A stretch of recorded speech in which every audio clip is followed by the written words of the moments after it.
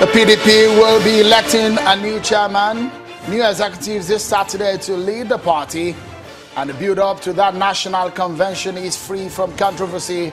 The fear of imposition still persists. And Mr. Abdurrashid Maina is playing hide and seek, but has a lot to say about the recovered pension scam loot. The embattled former pension boss blows hot in a new video obtained by Channels Television.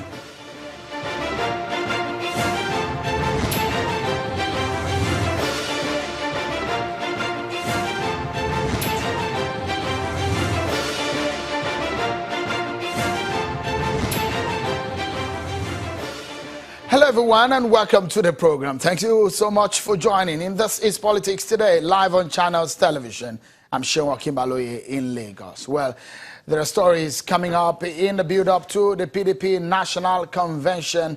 We'll weigh in on them, but first, let's check out some of the issues regarding the pension scam. You've seen perhaps a whole lot of video now, but there's a new one where Mr. Abdurrashid Maina's name will continue to be called until authorities get to the bottom of the matter. The man may be hiding, but he's asked for the opportunity and protection to give you that will be beneficial to this government. Well, some analysts have questioned his consistent stay away from the side of the law, which makes him a fugitive. In a new exclusive video obtained by Channels Television, the man is asking some thought-provoking questions and still not holding back. Well, we'll give you that video, but first, let's tell you also that the People's Democratic Party National Convention coming on Saturday is receiving a whole lot of attacks from the inside. A group called the PDP Reform Group is unhappy with what is happening. They are afraid of what they say is imposition and impunity in the party, which they say has affected the party in the past. Let's get to it, everyone. Joining me in the studio here is Mr. Ken Okolubo, a former commissioner in Delta State, a chieftain of the PDP, is also a member of one of the planning committees of the PDP National Convention. And from Abuja is a member of the PDP Reform Group, Mr. Ariyo Atoye. Thank you so much, gentlemen, for joining us on the program. Maybe I should start with you, Mr. Ariyo Atoye. What are your fears as the Saturday, he will be joining us. I understand that we are not able to connect with him now. But let me come to you. There are some people who are afraid that this may be another impunity waiting to happen in the PDP, because some of these youth groups and some of the members of the party say they're seeing the handwriting of what may have happened in the party before that is perhaps going to happen again. When you talk about impunity, you know, I've been one person that has always preached against impunity in this studio. I don't see what impunity is happening here. The chairman of the Convention Planning Committee was here, if I'm right, 2 days ago, and he clearly told you that, look, it was going to be free and fair. He told you he wasn't going to be part of the voting process, even though he's an automatic delegate to the convention. And when you talk, basically, the chairmanship of the party has been zoned to the south-south. To the south? To the south, sorry. And initially, before the judgment, it was said to have been zoned to the southwest.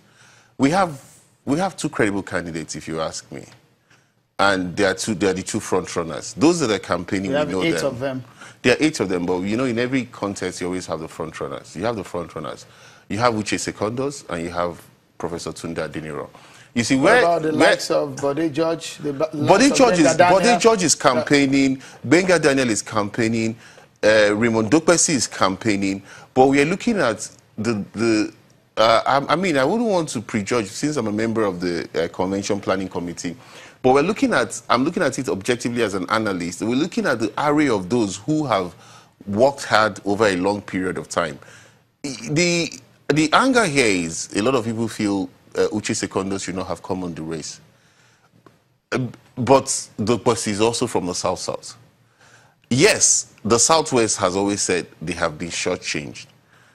And you remember I said it in the studio that if the Southwest does not come up with a consensus candidate, then Uche Secondos will have a chance. I clearly said that in the studio. You see you see the danger in the 6 candidates coming from the Southwest. You see, the danger was the 6 candidates coming from the Southwest not agreeing to one person.